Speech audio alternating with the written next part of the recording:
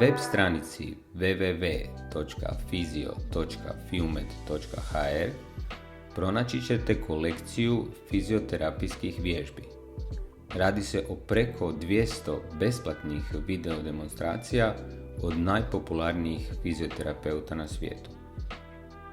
Sada ću vam pokazati kako je najjednostavnije koristiti ovu bazu vježbi. Na samoj početnoj stranici nalaze se video demonstracije različitih vježbi. Vi možete, ako želite, jednostavno scrollati po cijelom ekranu i možete doslovno preko 200 vježbi pregledati na ovaj način. Međutim, puno je korisnije da vježbe filtrirate, na primjer po dijelu tijela, vrsti vježbe ili po autoru vježbe. Dakle, recimo da me zanimaju vježbe za vrat. Ako stisnem na filter vrat, dobit ću dakle sada samo vježbe za vrat, odnosno vratnu kralježnicu. Također mogu i kombinirati unutar istog filtera. Na primjer, imam bolove u vratu koji zapravo mi rade problemi sa rukom. Dakle, izaberem vrat i ruku i sada dobijem kombinaciju vježbi i za vrat i za ruku. Također u filter mogu ubaciti i vrstu vježbe, na primjer zanima me vježba za fleksibilnost i mobilnost. Tada ću još više suziti izbor vježbi, a recimo već imam iskustva sa ovom stranicom pa znam da mi određeni autor, recimo više njegove vježbe odgovaraju, pa ću izabrati i određenog autora. Dakle, moguće su različite kombinacije filtera kako biste dobili one vježbe koje vas zanimaju i koje su vam se pokazale možda najboljima. Filtere možete ugasiti tako da opet kliknete na sam filter. Također je vježbe moguće pronaći i po opisu. Dakle, ispod svake vježbe nalazi se kratki opis, više kao naslov na hrvatskom jeziku za tu vježbu i možete dakle u tražilicu upisati neki pojam, na primjer ischias. Kao što vidite, odmah se kako tipkam filtriraju rezultati i sad sam dobio vježbe isključivo za ischias. Kada smo dobili vježbe koje nas zanimaju, možemo ih pregledati. Pošto vježbe dolaze sa Instagrama, socijalne mreže, neke ćete moći uslijed Instagrama pravila vidjeti ovdje, a neke će vam otvoriti sam Instagram. No ni to nije problem. Evo pogledajmo ovu razliku recimo između ove dvije vježbe. Dakle, ova vježba ima više kartica. Sa strelicom idem na sljedeću karticu.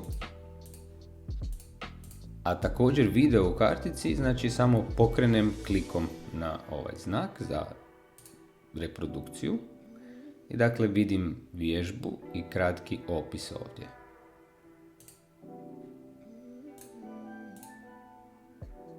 Evo ga na sljedećoj kartici također.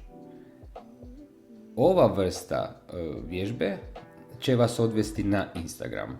Dakle, neće se pokrenuti video ovdje, nego će vam otvoriti novi prozor u vašem internet pregledniku i evo kao što vidite otvorit će dakle Instagram.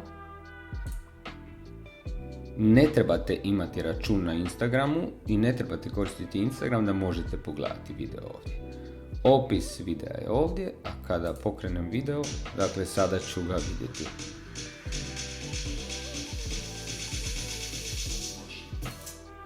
Dakle, to bi bio druga opcija, s tim da se naravno sada uvijek mogu vratiti natrag na bazu i pogledati i druge videe. Ovaj video će se isto recimo pokrenuti odmah ovdje.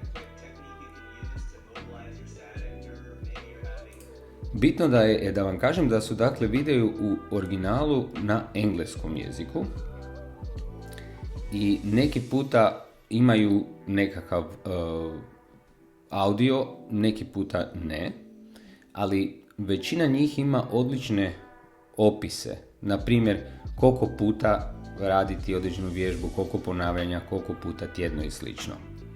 Kada vidite dakle jedan video koji vam se dopada, Uvijek je dobro pogledati ga i na Instagramu. Na primjer, stisnete samo na ovo srce i doći će vam taj video tu. Zašto? Zato što je autor ovdje na videu napisao i dodatne upute. Dakle, korisne nekakve savjete vezano za ovu vježbu i za ovo stanje koje ovdje opisuje. Ako ne znate engleski jezik dovoljno da vam to bude jasno, što je moguće, neki put se tu mogu dogoditi neki termini koji nisu baš možda uobičajeni, to možete vrlo lako prevesti na internetu, tako da ćete označiti i iskopirati dakle ovaj cijeli tekst i možete otići na translate.google.com, izaberete engleski, izaberete Croatian hrvatski, znači i zalijepite taj tekst i dobit ćete prijevod na hrvatskom jeziku. Dakle, to je najjednostavniji način kako koristiti ove vježbe i ove video snimke. Naravno, bitno je da vam kažem da je uvijek dobro prije neke novog režima vježbanja, dobro je posavjetovati se svakako sa liječnikom ili idealno i fizioterapeutom, da ne biste nešto krivo radili. Naravno, isto tijekom izvođenja ovih vježbi, ako osjetite nekakvu snažnu bol, naravno trebate prekinuti i ponovo se posavjetovati sa vašim zdravstvenim savjetnikom, kažem, bilo da je liječnik ili fizioterapeut. U svakom slučaju nadam se da će vam ovaj izvor biti koristan. Ako imate ideje, prijedloge kako unaprijediti ovaj sadržaj ili imate određena pitanja, slobodno nas kontaktirajte. Link za kontakt pronaći ćete na dnu stranice. Uživajte u vježbanju.